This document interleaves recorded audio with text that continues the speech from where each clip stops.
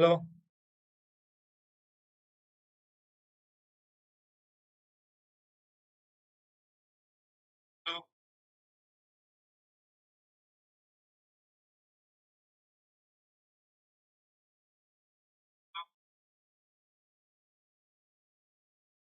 આવે છે હવે?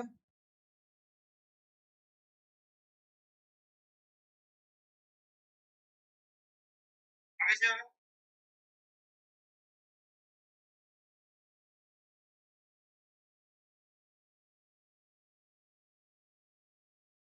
Good evening all of you. ચલો પેલા મને કયો તો બધા ક્લિયર છે ને બધું?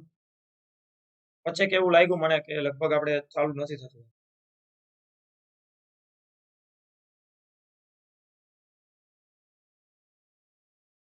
ઓકે ચલો.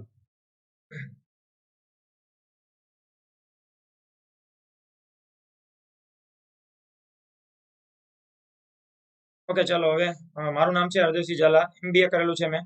છેલ્લા 4.5 વર્ષથી ભણાવું છું. Indian polity, current affairs, IR મારો મેઇન સબ્જેક્ટ છે. ઝાલા 10 મારો કોડ છે જે તમે યુઝ કરી શકો છો. Good evening all of you. જય માતાજી, જય હિન્દ, બધાને વેલકમ. ચલો તો જીપીએસસી અને એકેડેમીની તૈયારી કરી શકો છો ભારતના સૌથી મોટા ઓનલાઈન એજ્યુકેશન પ્લેટફોર્મ સાથે જોડાઈને. ઘરે બેઠા તમને તૈયારી કરવાનો મોકો મળશે. બધા કોર્સ તમે એક્સેસ કરી શકશો. ટોપ એજ્યુકેટર તમને પ્રિપેરેશન કરાવશે. Exam oriented preparation, doubt clearing session હશે. લાઈવ ટેસ્ટનું આયોજન થશે. Study material, answer writing, mentorship guidance પણ મળી જશે. ચલો નાવ એના પછી પ્રાઇઝ હાઇક થવાની છે. બહુ જલ્દી પ્રાઇઝ હાઇક થશે. તો જીપીએસસી ની જો તમે તૈયારી કરતા હોય, પ્લાન કરતા હોય તમે અનએકેડમીનું સબસ્ક્રિપ્શન લેવાની, તો તમે સબસ્ક્રિપ્શન લઈ શકો છો. કારણ કે 22 તારીખ પછી પ્રાઇસ છે એમાં વધારો થવાનો છે. અને યુ નો વેરી વેલ કે પછી જે છે 10,000 ની આસપાસ સમથિંગ ફીસ થઈ જવાની છે. શિક્ષા મેગા ટેલેન્ટ હન્ટ નામની એક બિન સચિવાલય માટેની પરીક્ષાનું આયોજન છે, જે વિશેષ ટેસ્ટ છે ફોર બિન સચિવાલય. એટલે તમે તમારી તૈયારી કરતા હોય તો નક્કી કરી શકો છો કે આની અંદર આપણે ક્યાં છીએ. કારણ કે આખા ગુજરાતમાંથી બધા આમાં એનરોલ થશે. અને તમારો 1 થી લઈને 3 માં રેન્ક આવે છે. એટલે પહેલા નંબર ઉપર 7,000, બીજા નંબર ઉપર 5,000, ત્રીજા નંબર ઉપર 2,000 નું તમને એમેઝોનનું ગિફ્ટ વાઉચર મળશે. હવે કોઈ પૈસા મેટર નથી કરતું. 7,000, 5,000, 2,000 એ કોઈ એવી વસ્તુ નથી. બટ એકચ્યુઅલમાં તો એ તમારું એક કહેવાય ને કે મોટિવેશનલ છે, ઇનામ છે. એક ઇનામ સ્વરૂપે કે ભાઈ એક મોટિવેશન મળે આપણને કે આપણે ગુજરાત લેવલે આવડી મોટી કોમ્પિટિશનમાં આપણો આટલામાં રેન્ક થયો હોય. ચલો ઝાલા 10 કોડ યુઝ કરીને તમે ફ્રી અનલોક કરી શકો છો આ ટેસ્ટ. ચલો નાવ એના પછી ફ્રી ટેસ્ટ જે છે સ્કોલરશિપ, એની પણ એક આયોજન થયું છે PSI ASI માટેનું. થોડુંક જોશથી બોલવું પડશે ને તો અવાજ નહીં નીકળે, એટલા માટે જોશથી, કારણ કે ગળું બંધ છે. ચલો now special test art and culture અને જીઓગ્રાફી માટે જીપીએસસી માટે છે. અને એના પછી સ્પેશિયલ ટેસ્ટ બીજી છે ઇન્ડિયન ઇકોનોમી માટે, ઇન્ડિયન પોલિટી માટે, એ પણ જીપીએસસી વાળા માટે છે. 18 તારીખે અને 19 તારીખે આ ટેસ્ટનું આયોજન છે, જેમાં તમે એનરોલ કરી શકો છો. નાવ બીજું સારથી નામની એક બેચ શરૂ થઈ ગઈ છે અને બીજું અસ્મિતા નામની એક બેચ શરૂ થઈ ગઈ છે 15 સપ્ટેમ્બર અને 18 સપ્ટેમ્બરે. તો તમે એનરોલ કરી શકો છો. પ્રહાર નામની બીજી એક બેચ છે અને પ્રગતિ નામની બેચ છે, તો એ પણ તમે એનરોલ કરી શકો છો. જેની અંદર તમે જોડાઈને 20 તારીખે અને 22 તારીખે જો તમે કોમ્પ્રિહેન્સિવ બિન સચિવાલય કોર્સ જોઈન કરો તો બિન સચિવાલયનું બધું એમાં કન્ટેન્ટ આવી જ જતું હોય છે જનરલી. ચલો હવે લાસ્ટ આપણે છેલ્લે ભણ્યા હતા એ લગભગ આઈ થિંક ધાર્મિક સ્વતંત્રતાનો અધિકાર, રાઈટ?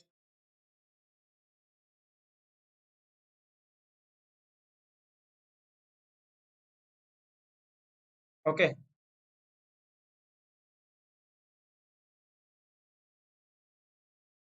અવાજ થોડોક બેસી ગયો છે જસ્ટ બીકોઝ આજે પાછા પણ ફૂલ ડે ના લેક્ચર હતા. આજે કન્ટિન્યુ 8 કલાકના લેક્ચર પછી ફરી પાછા આપણે મળ્યા છીએ અત્યારે. એટલે આ 9મી કલાક શરૂ થાય છે. એટલા માટે જ હું કહું છું આપણે એક દિવસનો બ્રેક લઈ લઈએ, જેથી કરીને તમને મને બેયને મજા આવે. અને પછી મારે છે ને કારણ વગરના લેક્ચર કેન્સલ ના કરવા, રીશેડ્યુલ ના કરવા. અને આપણે રેગ્યુલર જ થઈ જાય કે ભાઈ એક દિવસે નહીં એક દિવસે લેક્ચર હોય, પણ પછી એ દિવસે હું પણ ફૂલ એનર્જીમાં હોય. આમે એનર્જીમાં જ છું, એવું નથી, કોઈ ફરક નથી પડતો મને.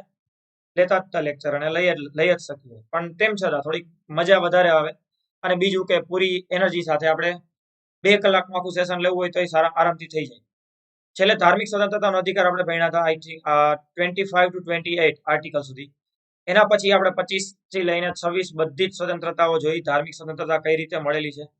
પછી બીજો આપણે કેશવાનંદ ભારતી કેસ જોયો. Keshavananda Bharati versus state of કેરળનો જે કેસ હતો 1973 વાળો કેસ સમજ્યા છીએ આપણે. શું કેસ હતો તમને બધાને ખબર છે, પણ છેલ્લે સુધી જે નો રહ્યા હોય અને જેને કેસ વિશે ખબર નથી એ ફરી પાછો રેકોર્ડેડ લેક્ચર જોઈ લેજો. કાલનો લેક્ચર જ છે એટલે તમને મળી જશે. ત્યાં સુધી હોય પછી, કારણ કે લાસ્ટ છેલ્લી 11:30 પછી હાજરી ઘટતી જતી હોય. કેશવાનંદ ભારતી નિર્મઠના અધ્યક્ષ કઈ રીતના હતા, સંત હતા, કઈ રીતે એની જમીન લઈ લેવામાં આવી, કઈ રીતે નાનાભાઈ પાલખીવાલા છે ભારતના બંધારણની રક્ષા કરે છે, તો એ બધી આપણે ચર્ચા કરી છે. પછી સબરીમાલા વાળો ઇન્સિડન્ટ પણ મેં તમને કીધો હતો કે કઈ રીતના એના માટે 9 જજની બેચ બનાવી છે, તો એ પણ આપણે ચર્ચા કરી લીધી. અને નાવ હવે આપણે જે શરૂઆત કરીએ છીએ સંસ્કૃતિ અને શિક્ષણની વાત છે. ઓકે,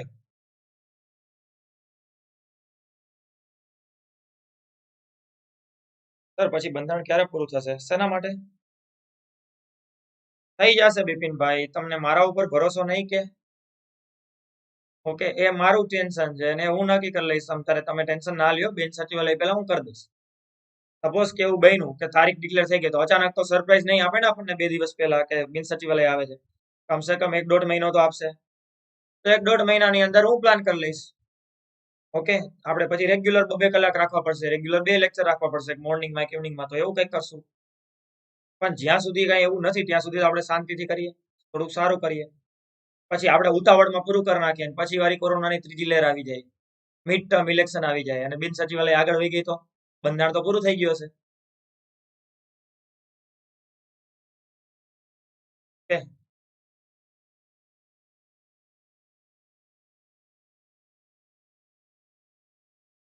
ના એવું નથી, પણ હવે કહેવાનો મતલબ જસ્ટ એ છે કે 100% તમે મારા ઉપર ભરોસો રાખો.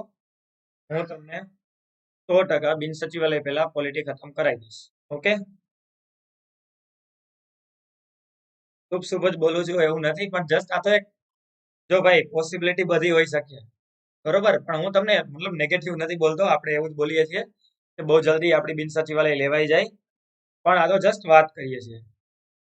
સાચી વાત છે વિપિનભાઈ, હું એગ્રી છું તમારી સાથે, રિવિઝન થાય એ સાચી વાત છે. પણ જો હું તમને પ્રેક્ટિકલી એક વાત સમજાવું, રેગ્યુલર લેક્ચર રાખવાની અંદર આજની જ વાત કરું તો આજે 8 કલાકના ટોટલ સેશન થઈ ગયા મારા. પછી આપણે પરાણે ખેંચીએ અને પછી પરાણે ગળું બંધ થાય, બીજા દિવસના લેક્ચર હું કેન્સલ કરું, રીશેડ્યુલ કરવું પડે. એઝ ઇટ ઇઝ એનું એ જ થશે કે વીકમાં 2 દિવસ મારે લેક્ચર એટલા માટે કેન્સલ કરવા પડે કે જેથી કરીને તબિયત ખરાબ, મતલબ ગળું બેસી જાય ને એવું બધું થાય. ઓકે, એનું બસ બીજું કઈ નથી, રીઝન એ છે ઓફલાઈન ઓનલાઈન બધું ભેગું થઈ ગયું છે અત્યારે.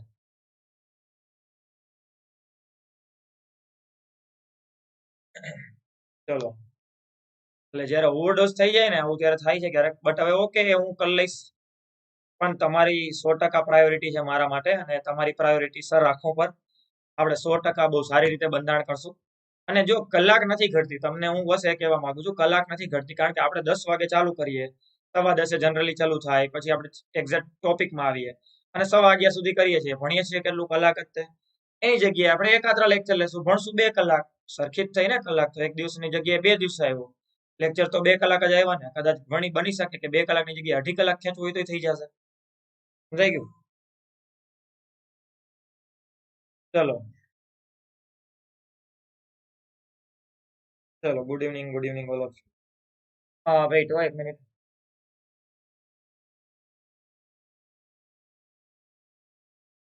જસ્ટ મિનિટ, હું એક ચાર્જ ચડાવી લઉં, કારણ કે ભૂલાઈ ગયું હતું મને.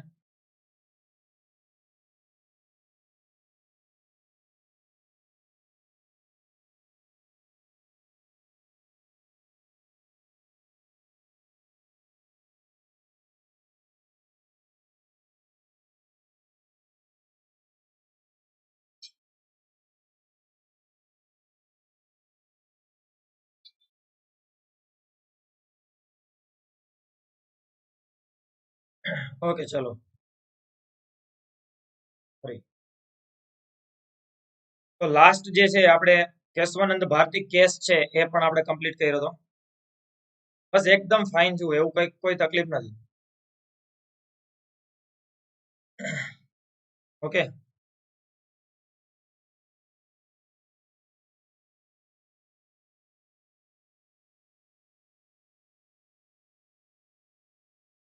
અરે એકદમ ફાઇન છે યાર, કોઈ ઇશ્યુ નથી. જસ્ટ ખાલી એમ કહું છું કે અવાજ થોડોક બેસી ગયો છે, બીજું કઈ નથી.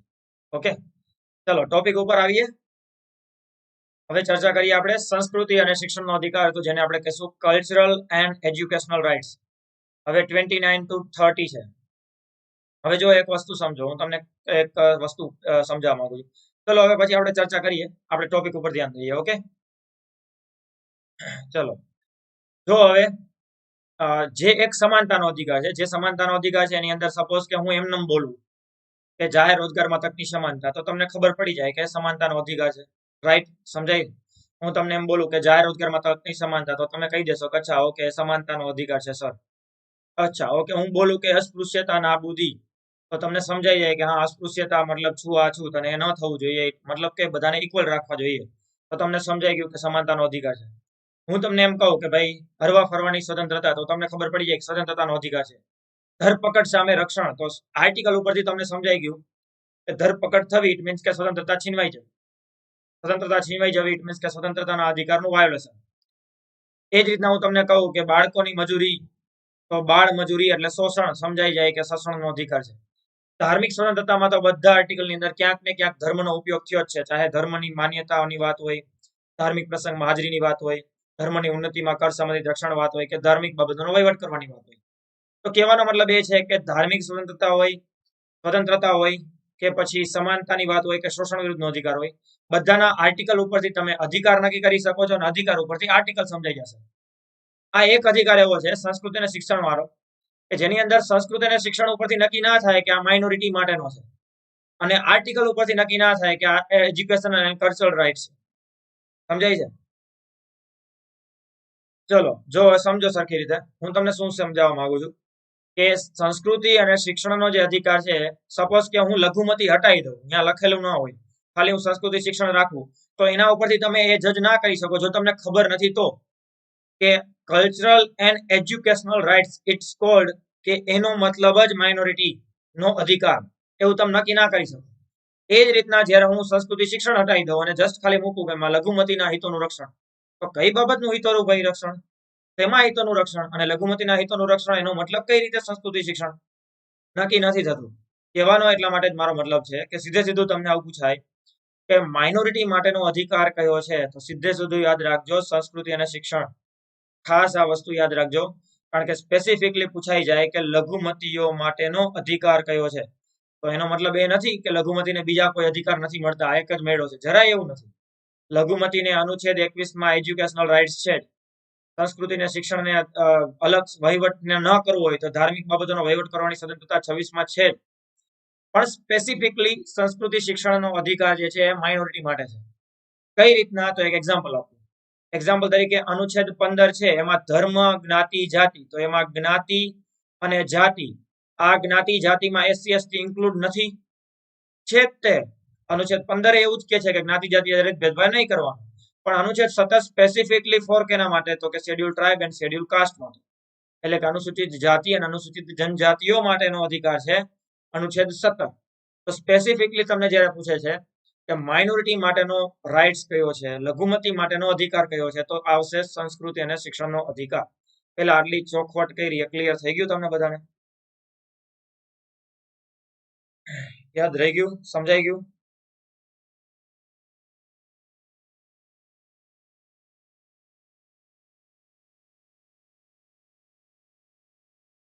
ઓકે,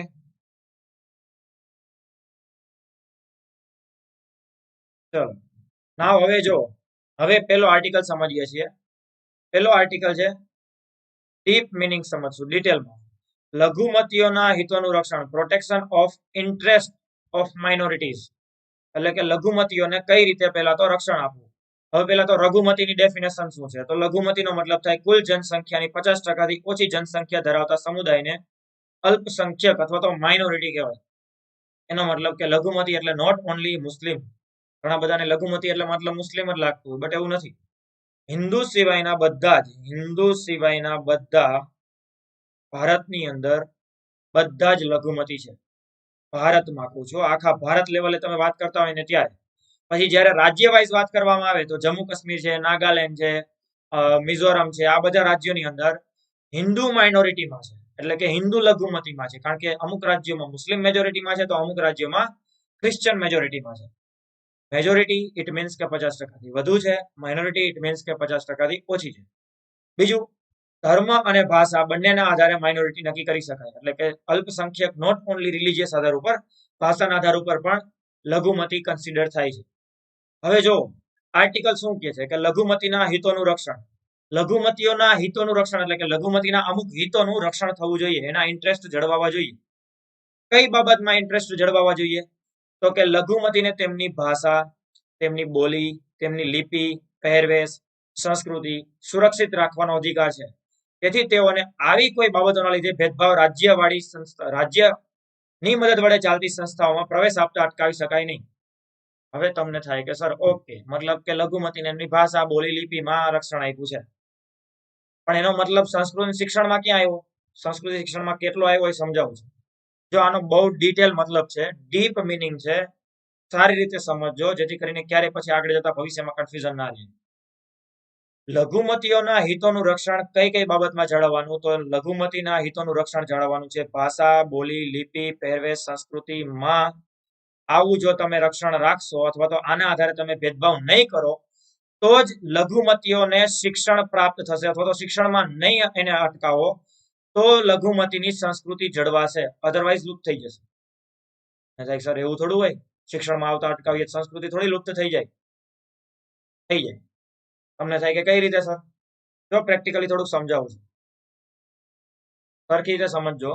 પેલી એક વસ્તુ સમજો કે માઇનોરિટી એટલા માટે જ કહેવાય છે કારણ કે એમની ભાષા મેજોરિટી કરતા અલગ છે, એમની બોલી મેજોરિટી કરતા અલગ છે, એમની લિપિ મેજોરિટી કરતા અલગ છે. ભાષા એટલે હું બોલું છું તો આ ગુજરાતી ભાષા થઈ ગઈ, બરોબર. લેંગ્વેજ ગુજરાતી થઈ, પછી જે હું બોલ્યો તો એનો ટોન થઈ ગયો ગુજરાતીમાં. પાછી અલગ અલગ વેરાયટી આપણને જોવા મળે, જેમ કે અમારા સૌરાષ્ટ્રમાં બોલે તો કાઠિયાવાડી થાય, પછી તમે આમાં કોઈ સુરત સાઈડ થી હશે તો સુરતી બોલી હશે, કોઈ મધ્ય ગુજરાત થી રીતના હશે તો ચરોતરી બોલી હશે, મહેસાણી બોલી હશે, બરોબર, કચ્છી બોલી હશે. તો લેંગ્વેજ થોડી થોડી ચેન્જ થતી હોય, જેને આપણે બોલી કહીએ, એટલે કે ગુજરાતી જ છે પણ એમાં થોડા થોડા શબ્દો છે એની જે બોલવાની જે ટોન છે એ થોડોક ચેન્જ થઈ જતો હોય. પછી બોલી વાત થઈ ગઈ. પછી લિપિ એટલે શું? તો તમને જે અત્યારે સ્લાઇડમાં દેખાય છે આ લિપિ છે, ખબર પડી જાય ગુજરાતીમાં લખ્યું છે. તો ભાષા, બોલી, લિપિ, પહેરવેશ એટલે જે પણ પ્રકારના જે વસ્ત્રો પહેરવામાં આવતા હોય છે, તો પહેરવેશ, સંસ્કૃતિ, આ બધાના આધારે માઇનોરિટી અલગ પડે છે, એટલા માટે તેને માઇનોરિટી કહેવાય છે. બધા સરખા હોત તો માઇનોરિટી કઈ રીતે? જો એને ભેદભાવ મતલબ એને જો લેંગ્વેજ અલગ ન હોત, એની ભાષા અલગ ન હોત, એની લિપિ અલગ ન હોય, એનો કલ્ચર અલગ ન હોય, એનો પહેરવેશ અલગ ન હોય, તો એ માઇનોરિટી નથી ભાઈ. તો એ બધા સરખા જ છે, એનો મતલબ એ થાય ને. સમજાય છે? તો જસ્ટ કહેવાનો મારો મતલબ એ છે કે માઇનોરિટી સાથે આ કોઈ બાબતના આધારે તમે જો એને શિક્ષણમાં આવતા અટકાવશો તો એની સંસ્કૃતિ પણ નહીં જળવાય, અને સંસ્કૃતિ જાળવવાની સાથે સાથે એનું શિક્ષણ પણ જાળવવું જરૂરી છે. તમને થાય કે સર આની સાથે અટકાવવાથી શિક્ષણ, આ બધામાં શિક્ષણ સાથે અટકાવવાથી વળી સંસ્કૃતિ કેવી રીતે લુપ્ત થઈ જાય? તો એક થોડું પ્રેક્ટિકલ એક્ઝામ્પલ આપું. એક મેં લેખ વાંચેલો હતો માતૃભાષાના દિવસે. માતૃભાષા જે આપણો માતૃભાષા દિવસ એટલે તમને ખબર જ છે કે જે દિવસે ગુજરાતી દિવસ તરીકે ઉજવાતો હોય. તો એ મને અત્યારે એક્ઝેક્ટ તારીખ એની યાદ નથી આવતી. માતૃભાષા દિવસે એક લેખ આવેલો હતો ન્યૂઝપેપરમાં. આ લેખ એવું કહે છે, ઓકે, આ લેખ એવું કહે છે માતૃભાષાના દિવસે, કે જેની અંદર એક લેખ લખેલો હતો. એની અંદર એવું લખ્યું હતું કે 2050 ની અંદર ગુજરાતી જે છે ને, ગુજરાતી એ 20% જ બોલાતી હશે. આ અનબિલીવેબલ છે. હું નથી માનતો કે 20% હશે, પણ તમે પેલી નજરે જે વાંચ્યું ને એવું નથી. બોલાતી હશે મતલબ કઈ રીતના? ખબર નહીં હોય એમ નથી કેતો. ગુજરાતી 2050માં 20% જ બોલાતી હશે, આવો લેખ છે. મતલબ કે જાણતા તો હશે. જાણો તો તમે છો કે નહીં બધા હિન્દી? જેટલા લાઈવ છે બધા જાણો છો કે નહીં? તમે બધા છે એ બધા જ હિન્દી જાણો છો, કમસે કમ વિજયભાઈ રૂપાણી જેવું તો જાણો જ છો, બરોબર ને? પણ એ હિન્દી છે એ તમે બોલતા નથી, રૂટીન લાઈફમાં નથી બોલતા. હા, સિવાય કે જો તમારા કોઈ સ્ટાફ મેમ્બરમાં હિન્દી ભાષી વ્યક્તિ હશે તો તમે બોલતા હશો. એટલે કે તમે કોઈ એવી જગ્યાએ જોબ કરો છો કે જ્યાં કોઈ હિન્દી ભાષી વ્યક્તિ છે તો જ તમે હિન્દી બોલો છો, અધરવાઇઝ તમે હિન્દી બોલતા નથી. એનો મતલબ એ નથી કે તમે હિન્દી જાણતા નથી, 100% જાણો છો. એટલા માટે તો તમે ફોર્મ ભરવામાં ટીક પણ કરી દો છો કે હા અમને હિન્દી આવડે છે લખતા વાંચતા બોલતા. એવું તો તમે ઇંગ્લિશમાં કરી દો છો. એક સેકન્ડ માટે ગભરામણ નથી થતી કે પૂછ લેશે તો શું કરશું, પણ તોય તમે ઇંગ્લિશમાં ટીક કરી દો. આ લેખ એવું કહે છે કે ગુજરાતી 20% બોલાતી હશે, મતલબ ખબર નહીં હોય એવું નથી. ચલો આપણે થોડીક વાર માટે માની લઈએ કે આ જે 20% છે એ 20%ની જગ્યાએ આપણે એવું માનીએ કે થોડુંક વધારે પડતું લખે છે લેખક, અથવા તો જે લખે છે આપણે એવું માની લઈએ કે 50% જ બોલાતી હશે. ચલો, તો જસ્ટ એનો મતલબ એ થયો.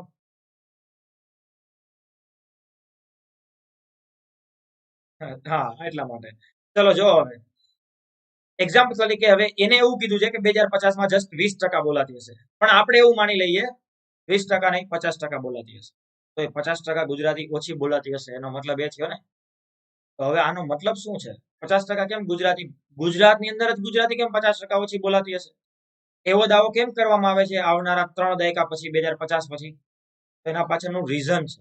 રીઝન એ છે કે ઇનડાયરેક્ટલી એજ્યુકેશનની અંદર કરવામાં આવતો ભેદભાવ. હવે ભેદભાવ નથી, હકીકતમાં કોઈ ડિસ્ક્રિમિનેશન નથી, પણ ઇનડાયરેક્ટલી એવી એક એક્ટિવિટી થઈ રહી છે કે જેના કારણે ગુજરાતી ઓછું થતું જાય છે.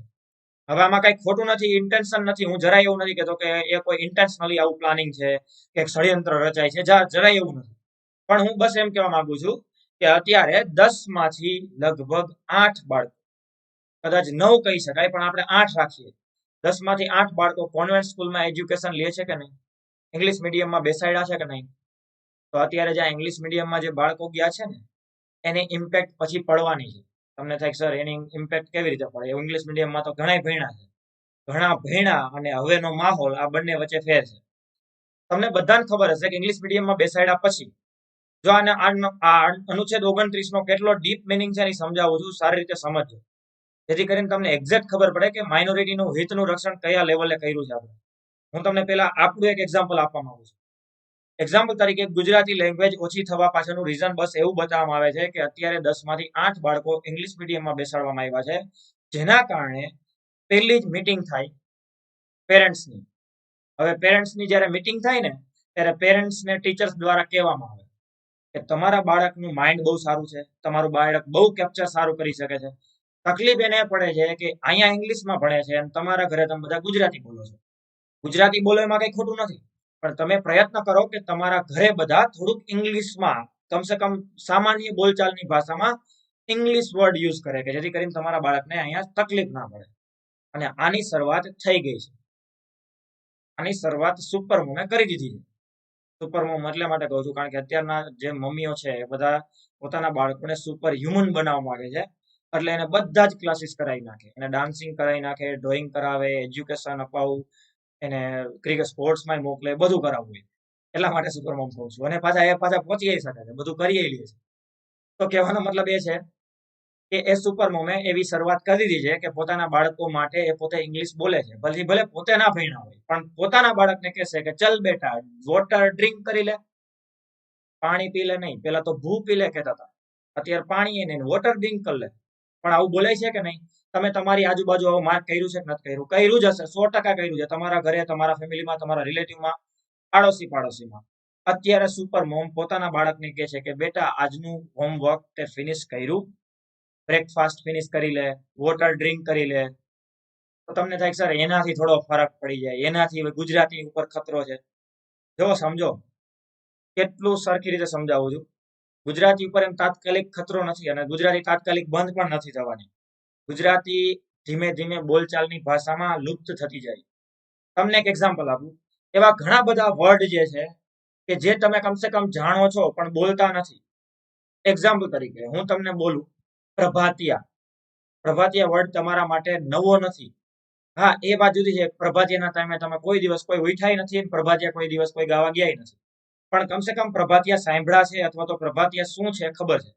કમસે કમ પ્રભાતિયા માટે તમારે મતલબ ગૂગલ નહીં કરવું પડે. આઈ હોપ કે લગભગ 84 લાઈવ છે, આમાંથી કોઈ એવું નહીં હોય કે જેને પ્રભાતિયા માટે ગૂગલ કરવું પડે, પ્રભાતિયા એટલે શું.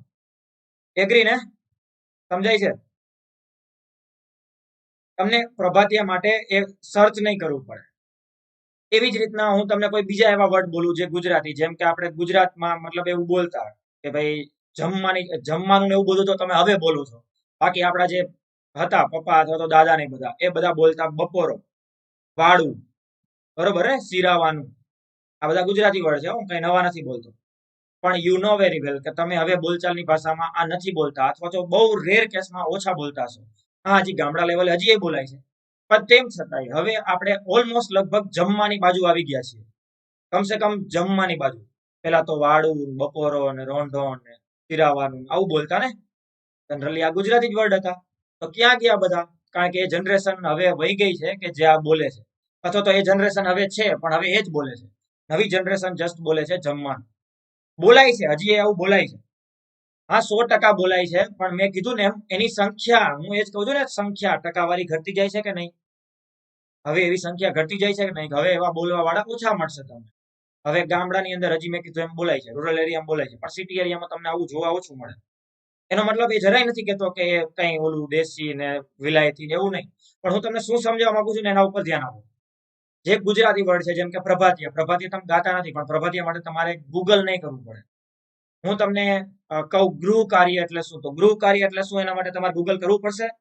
કે તમને બધાને ખબર છે ગૃહ કાર્યનો મતલબ શું થાય? યુ નો વેરી વેલ કે આપણું જે ઘરે આપવામાં આવતું હોમવર્ક એને આપણે ગૃહ કાર્ય કહેતા, પણ અત્યારના બાળકોને હોમવર્ક કેવું પડશે, ગૃહ કાર્ય નહીં. અને એ બધાને 2050માં ગૃહ કાર્ય કહેશો તો એને ગૂગલ કરવું પડશે. 2050માં આવનારી જનરેશનને તમે કહેશો ને કે પ્રભાતિયા, એટલે કહેશે કે વોટ ઇઝ ધીસ, પ્રભાતિયા એટલે શું? તો આપણે એને કહેવાનું ભાઈ ગૂગલ કર એટલે તને ખબર પડે. જો ગૂગલમાં હોય તોય સારું. કહેવાનો મતલબ જસ્ટ એ છે કે એને પ્રભાતિયા એટલે શું એ નહીં ખબર હોય. એના પાછળનું સીધે સીધું રીઝન છે કે એની આજુબાજુની જનરેશન, એની એક માહોલ, હવે એ પ્રભાતિયા નથી બોલતું. તો આમ પ્રભાતિયા ઉપર જેમ નહીં ખબર પડે ને, એમ આવનારી જનરેશન છે ને એ જમવાનું નથી બોલવાની. હું વાત કરું છું 2050 2060 ની. આવનારી જનરેશન ગુજરાતીનો વર્ડ વાડું, શિરાવાનું, બપોરો તો સાઈડમાં મૂકો, જમવાનું નહીં બોલે. એ લંચ અને ડિનરમાં આવી જશે. તમે હું કમસે કમ હજી આપણે જમવાનું, અને ક્યારેક ક્યારેક મોજ શોખમાં આપણે વાડું ને જમવા, બપોરો ને એવું બોલી નાખીએ છીએ. હું બોલી નાખું છું, એવું નથી કહેતો. આપણે જસ્ટ મિત્ર સર્કલ આરે હોય, હાલો બપોરા કરી, એટલે એમ જસ્ટ બોલચાલની ભાષામાં મજાક મસ્તી બોલી નાખીએ. રેગ્યુલર રૂટીન લાઈફમાં જનરલી આપણે જમવાનું બોલીએ છીએ. આવનારી જનરેશન હશે ને એ લંચ ડિનર બોલશે. જમવાનું છે ને છૂટી જશે. અને એકવાર એક વસ્તુ છૂટી ગયા પછી બીજી વખતે એક્સેપ્ટ કરવી અઘરી છે. અત્યારે તમે બધા સમય નથી બોલતા, કોઈ સમય નથી બોલતા. આમાંથી રેર કેસમાં ક્યારેક બોલી નાખો છો તો વાત જુદી છે, બાકી તમે બધા ટાઈમ જ બોલો છો. એમ આઈ રાઈટ? તમે બધા ટાઈમ જ બોલો છો. સમજાય છે? ઘણા બધા એવા વર્ડ છે જેનું તમને ગુજરાતી એ નથી ખબર.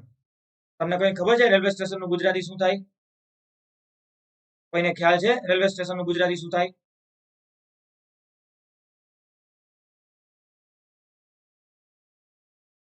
રેલવે સ્ટેશન નું ગુજરાતી થાય અગ્નિ રથ આગમન સ્થળ. કોઈ રિક્ષા વાળાને કહેજો જોઈને. કોઈ રિક્ષા વાળાને કહેવાય કે આજે મારે મતલબ હાલો ને, તો રિક્ષા વાળા ભાઈ પૂછે કે ક્યાં જવું, તો કે અગ્નિરથ આગમન સ્થળે. એટલે ઓલા એમ કે ભાઈ રહેવા દો, અમે અહીંયા સવારમાં સ્મશાનની બોણી નથી કરતા. અરે સ્મશાન નહીં ભાઈ, રેલવે સ્ટેશન જવું છે. મતલબ આવું ઘણું બધું છે. મોબાઈલ ને તમને ખબર છે મોબાઈલ નું ગુજરાતી નામ શું થાય?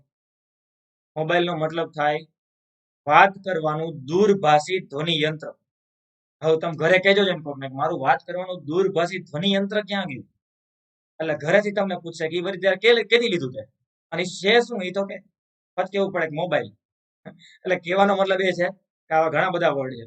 પણ હું તમને શું કહેવા માંગુ છું, જો શિક્ષણની અંદર છે ને અત્યારની જે કોન્વેન્ટ સ્કૂલ છે ને, એમાં કોઈ ઇન્ટેન્શનલી ભેદભાવ નથી કરતા. હું જરાય એવું નથી કહેતો કે ઇન્ટેન્શનલી થાય છે આ બધું.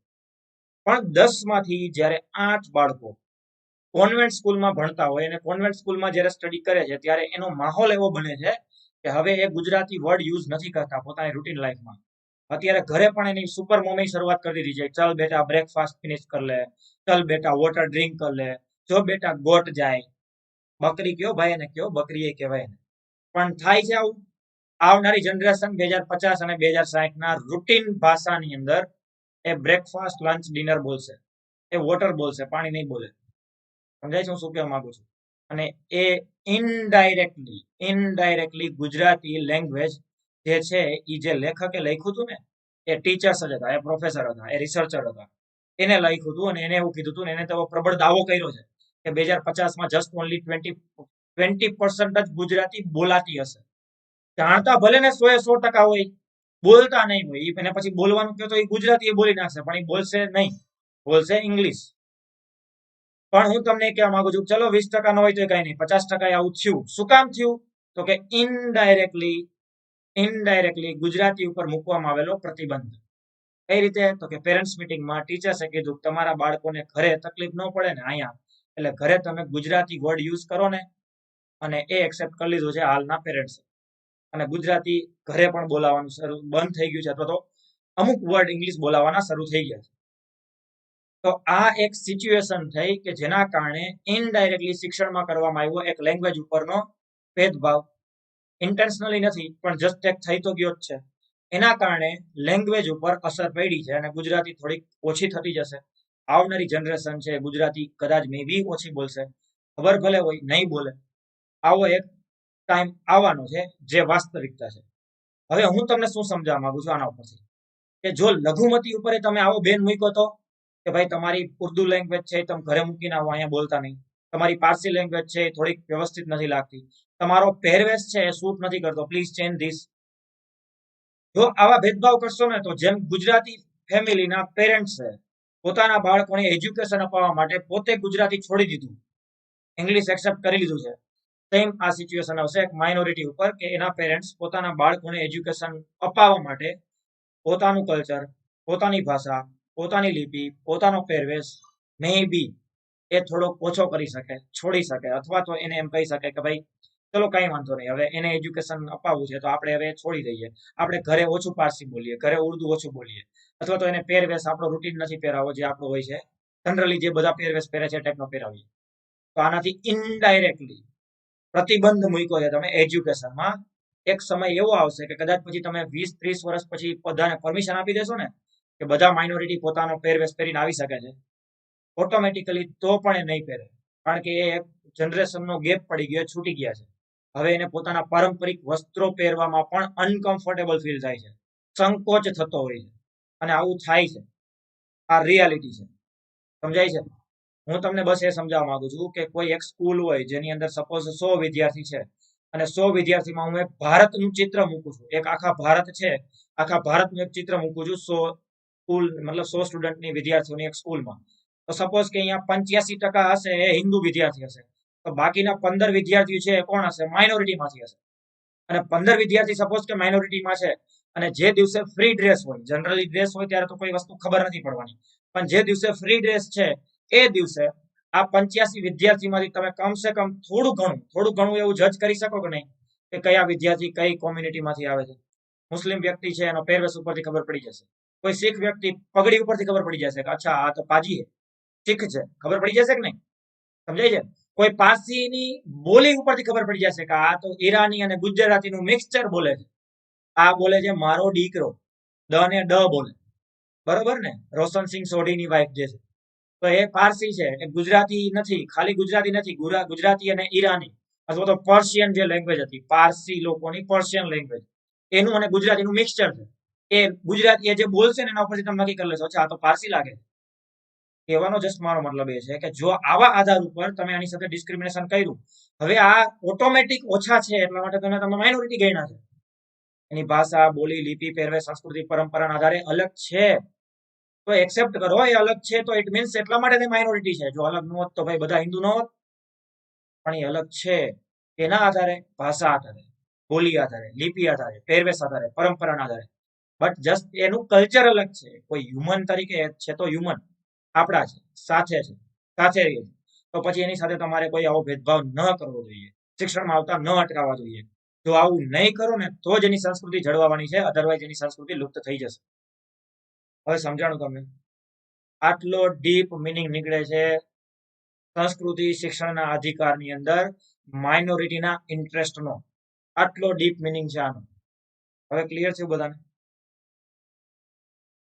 સમજાઈ ગયું છે?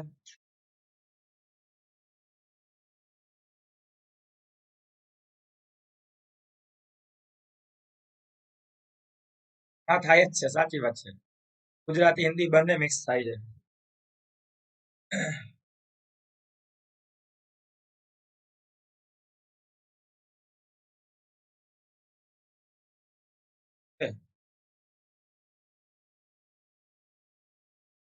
હા છે જ, આટલો ડિટેલ મિનિંગ નીકળે છે આનો, પણ આપણે વાંચીને નીકળી જાય છે. આપણે શું વાંચીએ ખબર છે? લઘુમતીઓના હિતોનું રક્ષણ. કઈ કઈ રીતે? તો કે ભાષા, બોલી, લિપિ, પહેરવેશના આધારે અને સંસ્કૃતિ શિક્ષણનું રક્ષણ મળેલું છે. એજ્યુકેશનમાં આવતા અટકાવી શકાય નહીં. પણ શેનું ભાઈ એજ્યુકેશન? શું આવતા અટકાવી નાખ્યા? અને એવા આવતા અટકાવી નાખો તો એની સંસ્કૃતિને શું લેવા દેવા? આટલો લેવા દેવા છે કે એનું કલ્ચરલ તમારે જાળવવું હોય તો એજ્યુકેશનમાં પણ ભેદભાવ ના કરો. એજ્યુકેશનમાં ભેદભાવ નહીં કરો તો કલ્ચરલ ઓટોમેટિક જળવાઈ જશે. સમજાઈ ગયું? ક્લિયર છે? આર્ટિકલ 29 બધાને ક્લિયર? એકદમ. ચલો નાવ આગળ વધીએ.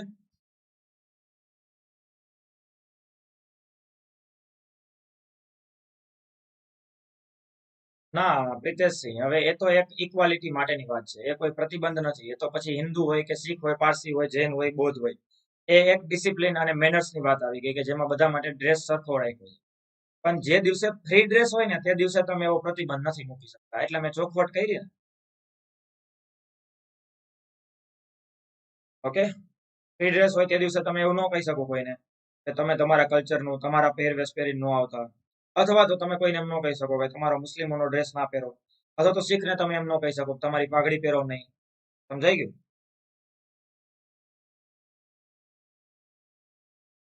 ઓકે, ના જો એ રીતનું આને પ્લીઝ ના લેતા કે ઇંગ્લિશ મીડિયમ વાળા એવું કોઈ ષડયંત્ર કરે છે, જરાય એવું નથી કહેતો અને મારો કોઈ એવો મતલબ પણ નથી નીકળતો. પ્લીઝ, હું જસ્ટ એ કહેવા માંગુ છું કે ઇનડાયરેક્ટલી અત્યારના પેરેન્ટ્સ 10 માંથી 8 બાળકોને ઇંગ્લિશમાં કોન્વેન્ટ સ્કૂલમાં બેસાડે છે. 100% એની ઇમ્પેક્ટ તો પડવાની જ ને ભાઈ. જનરલી હું સીધે સીધું તમને એ સમજાવવા માંગુ છું કે તમારી મારી જનરેશન આપણે પ્રાથમિક શાળામાં ભણેલા છીએ. હું 1 થી 7 ધોરણ પ્રાથમિક શાળામાં ગામડે ભણ્યો છું. પછી હું રાજકોટ મતલબ પ્રાઇવેટમાં ભણ્યો છું. તમારામાંથી કદાચ ઘણા બધા હાઈસ્કૂલ સુધી ગામડામાં ભણ્યા હશે.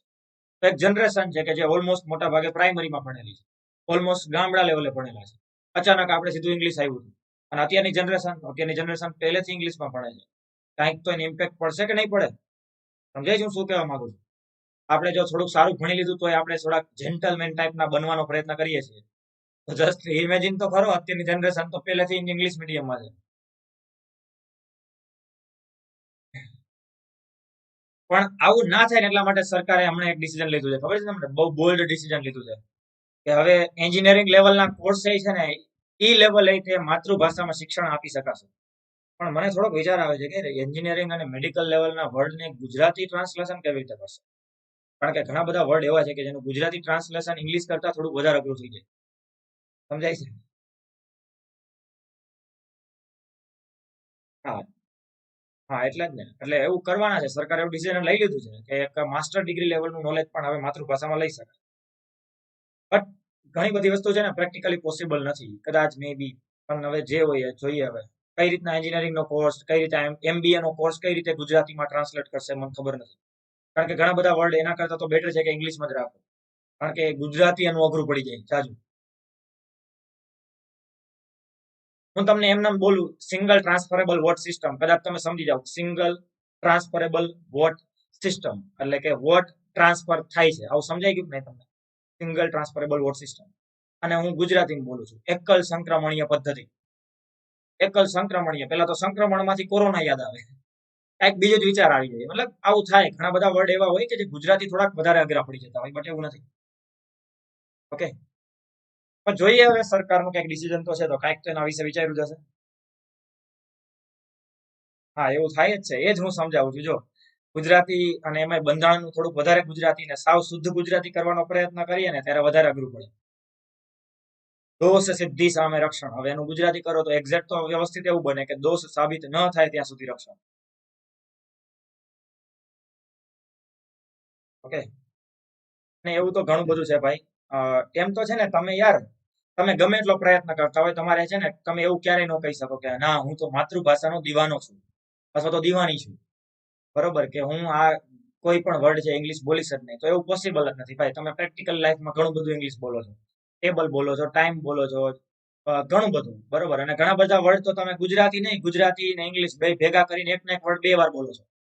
જેમ કે તમે એવું બોલતા હશો કે થોડુંક બેન્ડ વાળો એક વસ્તુ હોય ને, તો કે થોડુંક હજી બેન્ડ વાળો, હજી થોડુંક બેન્ડ વાળો, તો બેન્ડ વાળું, બેન્ડ અને વાળું બંને એક તો થયું. કા બેન્ડ બોલો કા વાળું બોલો, બે નો હોય ને. અને એક રિસેપ્શન ની અંદર, રિસેપ્શનમાં તમે જાઓ ને એટલે એક વસ્તુ તો તમે માર્ક કરજો, રિસેપ્શનિસ્ટ હોય ને એ એવું બોલે કે ચાલો એના પછી નેક્સ્ટ, એટલે એનો મતલબ કે એના પછી 2 વાર બોલાય, કારણ કે નેક્સ્ટ નો મતલબ એના પછી જ થાય, એટલે કા નેક્સ્ટ બોલો અને કા એના પછી બોલો, બબે નો હોય. આવું તમે માર્ક કર્યું જ છે. અને એક તો વધારે ફેમસ, ગોળ સર્કલ કરો, ગોળ. અરે યાર સર્કલ ગોળ જ હોય, બરોબર ને? ગોળ સર્કલ કરો, ગોળ રાઉન્ડ કરો, ગોળ સર્કલ. સર્કલ ને ગોળ જ કહેવાય ભાઈ, સર્કલ ચોરસ ના હોય. એટલે આવું ઘણું બધું છે કે જે ખબર નહીં કોણે ક્યાંથી કાઢ્યું, પણ આવું ગોઠવાઈ ગયેલું છે. અને એક તો સૌથી ભયંકર, કે કોઈ પૂછે, કોઈ છોકરા બાળકને તેડવું હોય ને તો કે બેબી છે કે બાબો? યાર બાબો દુનિયામાં નથી. બેબી ઇટ મીન્સ કે બાળક થાય. બેબી અને બાબો નામની કોઈ વસ્તુ, બાબો નામનું કોઈ દુનિયા મતલબ વર્ડ જ નથી, એવો ડિક્શનરીમાં નથી. પણ હવે કહેવાય ને આ બધી વસ્તુ ગોઠવાઈ ગયેલી છે. પણ હવે એને, હું કોઈ ક્રાંતિકારી તો છું નહીં કે આ બધું ચેન્જ કરીશ. ચલો, તો આપણે કેમાં હતા? લેંગ્વેજમાં. હા, લેંગ્વેજમાંથી બેબી બાબા ઉપર વયા ગયા. બસ ચલો હવે ટોપિકમાં આવીએ, બરોબર. પણ ગુજરાતી લેંગ્વેજ છે 100% જરૂરી છે, માતૃભાષા હોવી જ જોઈએ. પણ એવું નથી કે જસ્ટ ઓનલી માતૃભાષા તરીકે તમે આગળ વધો. અને માતૃભાષા ગમે એટલી, હા એ છે, એ 100% છે, એ 100% છે કે માતૃભાષાનું એટલું બધું મહત્વ છે અને એની આપણા ઉપર એટલી મોટી અસર છે કે લેંગ્વેજ છે ને એ તમારામાં અંદર એટલી બધી ઇન્ટરનલ હોય ને કે કદાચ તમે ગમે એટલો પ્રયત્ન કરો ને, અમુક સિચ્યુએશનમાં તો તમને ગુજરાતીમાં જ મજા આવે. તમે ગમે એટલો પ્રયત્ન કરો ને ક્યારેક ગુજરાતી બોલવાનું મળે ત્યારે જ નિરાશ થાય કે હા હવે બરોબર, કમ્ફર્ટેબલ ઝોનમાં આવે. એ વિજયભાઈ રૂપાણી પૂછજો છે, બરોબર, મીડિયા વાળા હિન્દીમાં બોલતા હોય ને ત્યારે ધબકારા વધી ગયા હોય. જયારે પૂરું થાય ને કોઈ રિપોર્ટર ગુજરાતીમાં પૂછે ને કે હવે તમને શું લાગે? હા હવે બરોબર. ક્યાં હતો મારા ભાઈ? તું પૂછ, તમે રહેવા દઈએ, બરોબર. ચલો, તો આર્ટિકલ 30, લઘુમતીને શૈક્ષણિક સંસ્થાઓ સ્થાપવાનો અને તેનો વહીવટ કરવાનો અધિકાર છે. મતલબ કે માઇનોરિટી જે છે એને અધિકાર મળેલો છે, પોતાના એજ્યુકેશનલ અને ઇન્સ્ટિટ્યુશનલ રાઇટ્સ મળેલા છે, બરોબર. હા, ચલો નાવ આવી જઈએ ટોપિકમાં. બહુ આપડા મતલબ યાદ આવે છે યાર વિજયભાઈ રૂપાણી, એની ભાષા, એની વાતો. હા, મગજમાં વિચાર તો ગુજરાતીમાં જ આવતા હોય, સાચી વાત છે. ચલો નાવ ટોપિકમાં આવી જઈએ પાછા. એ આપણે મેઇન ટોપિકમાં હતા લેંગ્વેજના, લેંગ્વેજ ઉપરથી આપણે આમાં વયા ગયા. જો હવે સંસ્કૃતિ શિક્ષણના અધિકારનો આર્ટિકલ નંબર 30, લઘુમતીને પોતાની શૈક્ષણિક સંસ્થા સ્થાપવાનો અને તેનો વહીવટ કરવાનો અધિકાર છે. એટલે કે પોતાની માઇનોરિટી ઇન્સ્ટિટ્યૂટની સ્થાપના એ કરી શકે છે અને એનો વહીવટ પણ કરી શકે છે. કયા આર્ટિકલ મુજબ? 30 મુજબ. અને જો સરકાર ઈચ્છે તો આની અંદર એને ગ્રાન્ટ પણ આપી શકે છે. ઓકે, ઓકે, આની અંદર ગ્રાન્ટ પણ આપી શકે છે કે જેની અંદર આપણે, તમે ઘણી બધી વખત સાંભળ્યું જશે, જેમ કે ઇસ્લામ ધર્મની અંદર મદ્રેસા હોય છે. તો મદ્રેસા છે એ ધાર્મિક નોલેજ આપે છે અને ઘણા બધા મદ્રેસા જનરલ નોલેજ પણ આપતા હોય છે. જનરલ નોલેજ એટલે નોટ અ જીકે, જનરલ એટલે પાઠ્યપુસ્તકનું જે આપણું નોલેજ હોય છે એ. તો પાઠ્યપુસ્તક ટાઈપનું જે એજ્યુકેશન છે એ પણ આપવામાં આવતું હોય છે અને ધાર્મિક નોલેજ પણ આપવામાં આવતું હોય છે. તો આ ટાઈપની જે સંસ્થા થઈ ગઈ, તો મુસ્લિમમાં મદ્રેસા. એ જ ટાઈપનું ક્રિશ્ચનની અંદર મિશન સ્કૂલ હોય છે. તો ક્રિશ્ચનની અંદર જે મિશન સ્કૂલ હોય છે, તો મિશન સ્કૂલનો મતલબ એ અલ્ટિમેટલી પાછો એ જ થાય કે એક ધાર્મિક આધાર ઉપર એક શૈક્ષણિક સંસ્થા. તમને થાય સર આવી સંસ્થાની જરૂર શું છે? એટલા માટે છે કારણ કે લઘુમતીઓને છે ને પોતાના ધર્મની જાણ નહીં થાય જો આવી સંસ્થાઓ નહીં હોય તો. એટલે માઇનોરિટીને આવી સંસ્થા સ્થાપવાનો અધિકાર આપવો જોઈએ, ચાહે પછી લેંગ્વેજ આધાર ઉપર હોય કે ધર્મ આધાર ઉપર હોય. લેંગ્વેજ આધાર ઉપર પણ સંસ્થા સ્થાપી શકાય. જેમ કે કોઈ લેંગ્વેજ છે કે જે ઓછી બોલાય છે, તો એના માટે પણ કોઈ સંસ્થા સ્થાપી શકે છે, just because of sum language, કોઈ એક લેંગ્વેજ માટે, જેથી કરીને લેંગ્વેજ છે એ જળવાઈ રહે. તો લઘુમત, કારણ કે જો મેં તમને હમણાં થોડીક વાર પહેલા કીધું, લઘુમતી બે રીતે કન્સિડર થશે, ભાષાના આધારે પણ થશે, ધર્મના આધારે પણ થશે. એટલે કોઈ ભાષાના આધારે પણ એ લેંગ્વેજ એક માઇનોરિટી તરીકે ગણાય છે અને એ લેંગ્વેજ માટે પણ સંસ્થા સ્થાપી શકાય છે. એટલે કે દરેક અલ્પસંખ્યક પોતાની સંસ્થા સ્થાપી શકે છે, તેનો વહીવટ કરી શકે છે. હવે જો તો આર્ટિકલ 26 મુજબ શું સંસ્થા સ્થાપવાનો અધિકાર નથી? 100% છે, પણ એ ધાર્મિક સંસ્થા થઈ ગઈ અને અહીંયા ધાર્મિક નોલેજ તો આપે જ છે.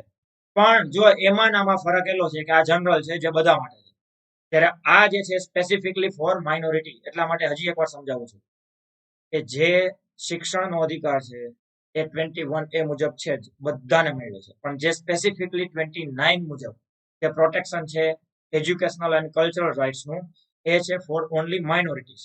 સેમ એ રીતના 26 છે ધાર્મિક બાબતોનો વહીવટ ઓલ ઓફ એટલે કે બધા જ ધર્મના લોકો માટે છે. સ્પેસિફિકલી જ્યારે વહીવટની વાત આવે ઓનલી ફોર માઇનોરિટી ઇન્સ્ટિટ્યૂટ તો એ આવી જશે અનુચ્છેદ 30. આટલું પેલા ક્લિયર થઈ ગયું, બધાને સમજાઈ ગયું છે?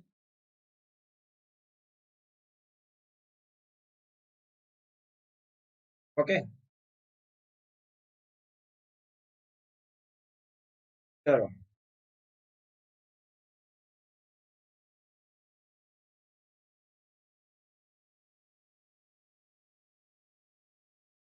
કેમ, શું થયું? મને કઈ સમજાણું નહીં. શેની વાત કરો છો? રનિંગ ટાઈમે એવું થયું હતું મતલબ આજે કઈ ઇન્સિડન્ટ બન્યો હોય તો મને કોઈ ખબર નથી. રીપ ને એવું બધું લખો છો એટલે. કારણ કે આજે મારે ફૂલ ડે લેક્ચર હતો, કોઈ ન્યૂઝ કે કઈ ખબર નથી.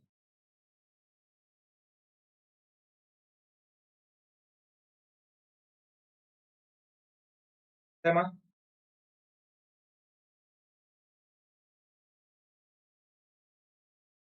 ઓકે, રાજકોટમાં બન્યું હતું. કઈ રીત છે, મતલબ શું હતું એટલે? ઓ શીટ, અચ્છા, ઓકે.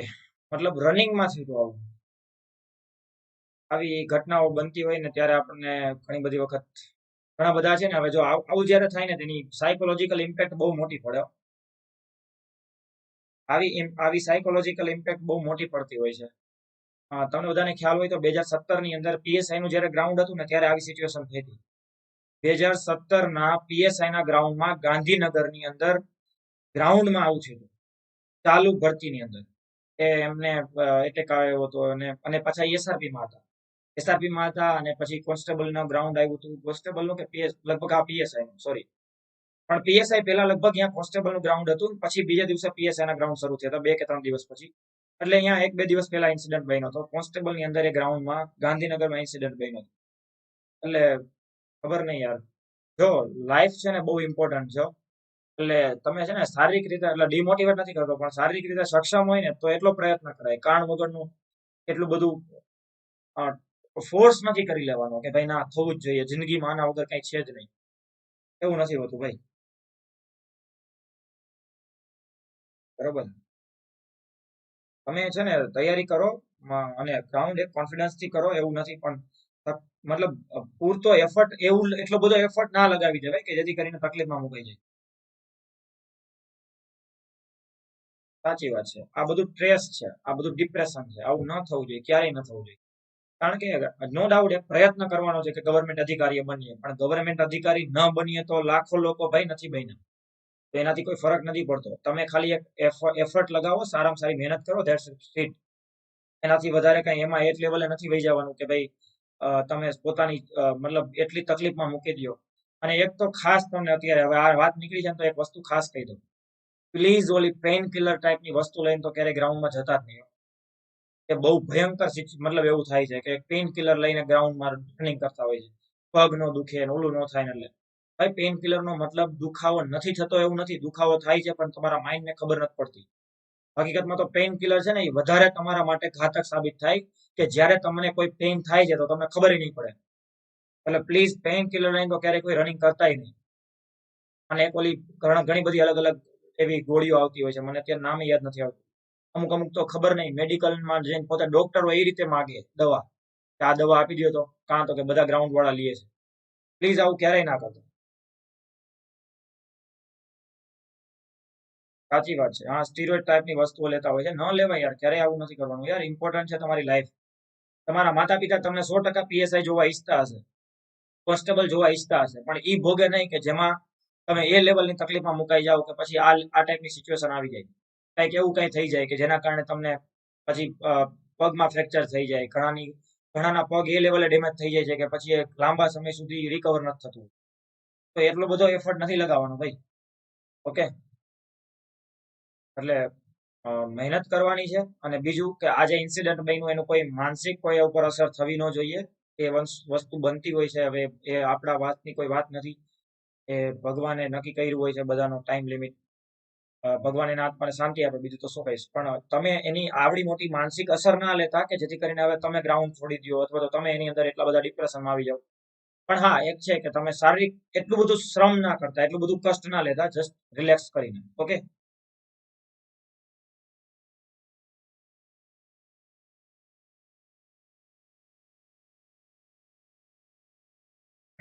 સાચી વાત છે. બબે ત્રણ ત્રણ વાર દિવસમાં જતા હોય છે રનિંગ વાર, એવું બધું ના કરો યાર પ્લીઝ. ચલો, ઓકે. તો લાઈફ ઇમ્પોર્ટન્ટ છે, એને પણ એટલું જ મહત્વ આપવાનું છે, સૌથી વધારે મહત્વ આપવાનું છે. ચલો નાવ ટોપિકમાં આવી જઈએ. તો લઘુમતી એટલે કે માઇનોરિટી ઇન્સ્ટિટ્યૂટ છે, એની સંસ્થા સ્થાપના કરી શકે છે, એનો વહીવટ કરી શકે છે. તો કઈ રીતના? તો પેલું તો સરકારની આર્થિક સહાયથી ચાલતી સંસ્થાઓ, તો સરકારની સહાયથી પણ સંસ્થાઓ ચાલતી હોય છે માઇનોરિટી ઇન્સ્ટિટ્યૂટ તરીકે. અથવા તો ઘણી બધી લેંગ્વેજને પ્રોટેક્ટ કરવા માટે સરકાર પણ આવી રીતના લેંગ્વેજના આધાર ઉપર કોઈ સંસ્થાની સ્થાપના કરતી હોય છે. સરકારની માન્યતા પ્રાપ્ત હોય પરંતુ સહાયતા મળતી ના હોય, એટલે કે માન્યતા અપ્રુવલ આપ્યું છે પણ એને સહાય નથી આપવામાં આવતી હોય, એવી પણ સંસ્થા હોઈ શકે. અને ત્રીજું, એવી સંસ્થાઓ કે જે સંસ્થા રાજ્યની માન્યતા કે સહાય લેતી નથી, પોતાની રીતે ધાર્મિક સંગઠન મુજબ ચાલે છે, ધાર્મિક ટ્રસ્ટથી ચાલે છે, કોઈ સરકારની સહાયની જરૂર નથી. સરકારી માન્યતા એટલા માટે જરૂર નથી કે અહીંયા કોઈ સરકારી સિલેબસની વાત નથી થતી, જસ્ટ ઓનલી પોતાના ધર્મની જ વાતો છે, અથવા તો ધાર્મિક જ્ઞાન જ આપે છે, ઓનલી સ્પેસિફિકલી કોઈ ધાર્મિક જ્ઞાન, અને કોઈ સરકારની સહાય પણ લેતી નથી. તો આવી પણ સંસ્થા હોઈ શકે. તો આવી ત્રણ ટાઈપની કોઈ પણ માઇનોરિટી ઇન્સ્ટિટ્યૂટ છે એની સ્થાપના કરી શકાય, અને માઇનોરિટી સંસ્થાનો સ્થાપના પણ કરી શકાય, એનો વહીવટ પણ કરી શકાય, અને એમાં ધાર્મિક એજ્યુકેશનની સાથે જનરલ જો કોઈ ઇલેક્શન આપવું, જનરલ જો કોઈ નોલેજ આપવું છે, જનરલ નોલેજ ઇટ મીન્સ કે જે આપણું પાઠ્યપુસ્તકનું નોલેજ છે, તો એ નોલેજ પણ આપી શકાય છે. તો મુસ્લિમ ધર્મની અંદર મદ્રેસા હોય છે, ક્રિશ્ચન ધર્મની અંદર જે આપણે મિશન સ્કૂલ હોય છે, તો મિશન સ્કૂલની સ્થાપના થતી હોય છે. અલગ અલગ સમુદાયના અલગ અલગ ધર્મના લોકો પોતાના આ રીતના સ્થાપના, અથવા તો આ રીતના આશ્રમ, આ રીતની જે સંસ્થાઓ છે એની સ્થાપના કરી શકે છે, અને એનો વહીવટ પણ સંપૂર્ણ રીતે કરી શકે છે. ક્લિયર? ચલો હવે કઈ ક્વેશ્ચન હોય તો મને પૂછો, બાકી આપણે આજનું સેશન ઓલમોસ્ટ પૂરું કરીએ છીએ.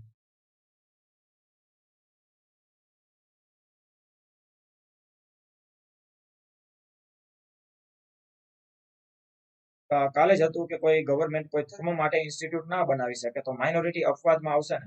હા, અપવાદમાં એટલે એ રીતના પ્રશાંતભાઈ કે જો માઇનોરિટી માટે સ્પેસિફિકલી કોઈ એ રીતનો ભેદભાવ કરીને ઓનલી એક માઇનોરિટીને ટાર્ગેટ કરીને એનું મોટું ઇન્સ્ટિટ્યૂટ નથી બનાવી દેવામાં આવતું. પણ મેં કીધું એમ માઇનોરિટી એટલે નોટ ઓનલી એક ધર્મ.